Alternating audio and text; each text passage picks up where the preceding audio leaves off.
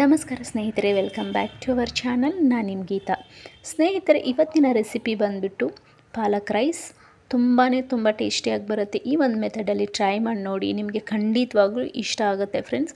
ಹಾಗೆ ನನ್ನ ಚಾನಲ್ನ ಯಾರೆಲ್ಲ ನೋಡ್ತಾ ಇದ್ದೀರಾ, ಪ್ಲೀಸ್ ಸಬ್ಸ್ಕ್ರೈಬ್ ಮಾಡ್ಕೊಂಡು ನೋಡಿ. ಹಾಗೆ ಎಲ್ಲೂ ಸ್ಕಿಪ್ ಮಾಡದೆ ನೋಡಿ, ಸಪೋರ್ಟ್ ಮಾಡಿ ಮತ್ತು ಶೇರ್ ಮಾಡಿ ಅಂತ ಕೇಳ್ತಾ ಇವಾಗ ಈ ರೆಸಿಪಿ ಹೇಗೆ ಮಾಡೋದಂತ ನೋಡ್ಕೊಂಡು ಬರೋಣ.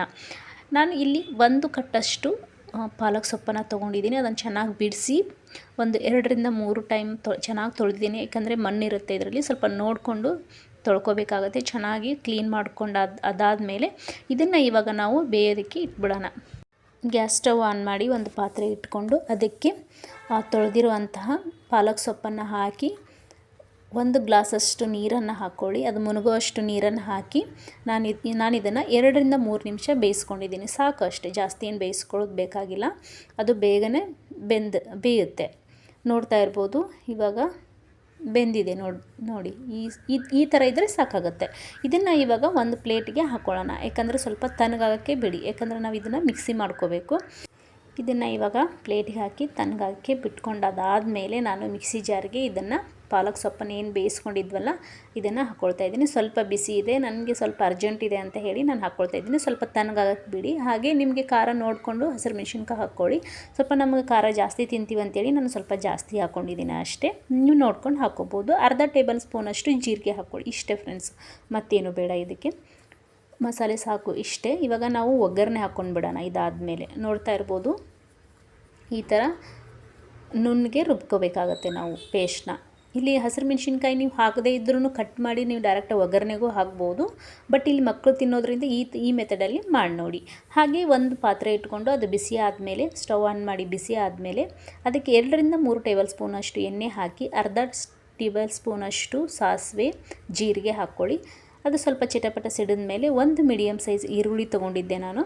ಅದನ್ನು ಇವಾಗ ಈ ಒಗ್ಗರಣೆಗೆ ಸೇರಿಸ್ಕೊಂಡ್ಬಿಡೋಣ. ಸೇರಿಸ್ಕೊಂಡಾದಮೇಲೆ ಒಂದು ಸ್ವಲ್ಪನೇ ಕರಿಬೇವು ಹಾಕ್ಕೊಳ್ಳಿ ಒಗ್ಗರಣೆಗೆ. ಇದು ಎಲ್ಲನೂ ಸ್ವಲ್ಪ ಕೆಂಪಗಾಗೋವರೆಗೂ ನಾವು ಹುರ್ಕೋಬೇಕಾಗತ್ತೆ ಈರುಳ್ಳಿನ.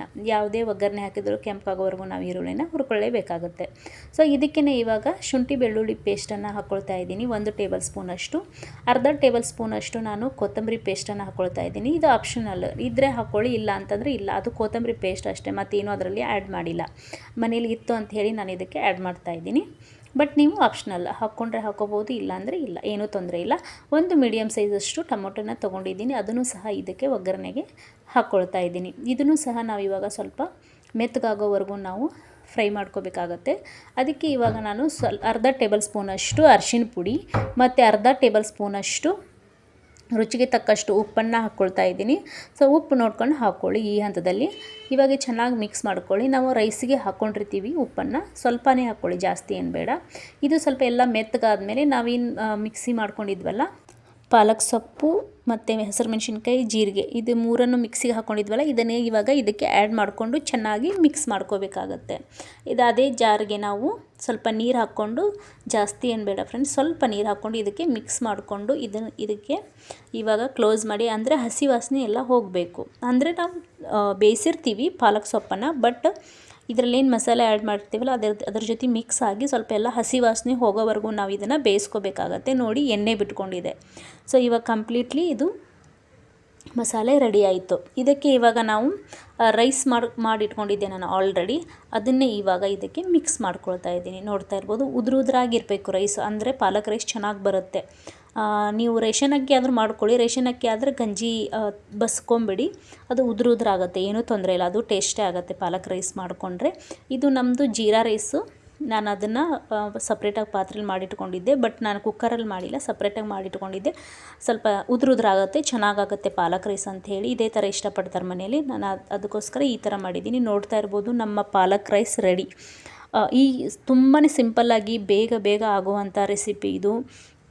ಬೆಳಗ್ಗಿನ ಟೈಮಲ್ಲಂತೂ ಮಕ್ಕಳಿಗೆ ಟಿಫನ್ ಬಾಕ್ಸ್ಗೆ, ಯಾರಾದರೂ ಆಫೀಸ್ಗೆಲ್ಲ ಹೋಗ್ತಾ ಇದ್ದರೆ ಅವ್ರ ಲಂಚ್ ಬಾಕ್ಸ್ಗೂ ತುಂಬ ಈಸಿಯಾಗಿ ಮಾಡ್ಕೋಬೋದು. ಈ ಮೆಥಡಲ್ಲಿ ಒಂದೇ ಒಂದು ಸಾರಿ ಟ್ರೈ ಮಾಡಿ ನೋಡಿ. ಟೇಸ್ಟ್ ಅಂತೂ ಅಮೇಝಿಂಗ್ ಆಗಿ ಬಂದಿತ್ತು. ನಿಮಗೂ ಕೂಡ ಇಷ್ಟ ಆಗುತ್ತೆ, ಒಂದೇ ಒಂದು ಸಾರಿ ಟ್ರೈ ಮಾಡಿ ನೋಡಿ. ಹಾಗೆ ಈ ರೆಸಿಪಿ ನಿಮಗೆ ಖಂಡಿತವಾಗ್ಲೂ ತುಂಬ ಇಷ್ಟ ಆಗಿದೆ ಅಂತ ಅಂದ್ಕೊಳ್ತೀನಿ. ಹಾಗೆ ಮತ್ತೆ ನಾನು ಮುಂದಿನ ರೆಸಿಪಿಯೊಂದಿಗೆ ಬರ್ತೀನಿ. ಓಕೆ ಫ್ರೆಂಡ್ಸ್, ಬಾಯ್, ಟೇಕ್ ಕೇರ್.